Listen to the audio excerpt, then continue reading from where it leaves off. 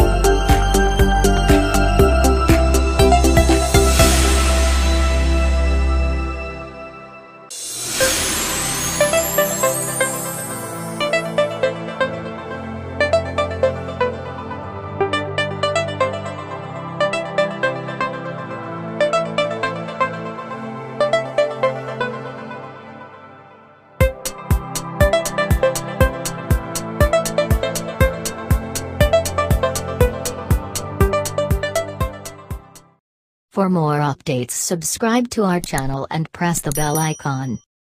Click the video link and enjoy watching the videos.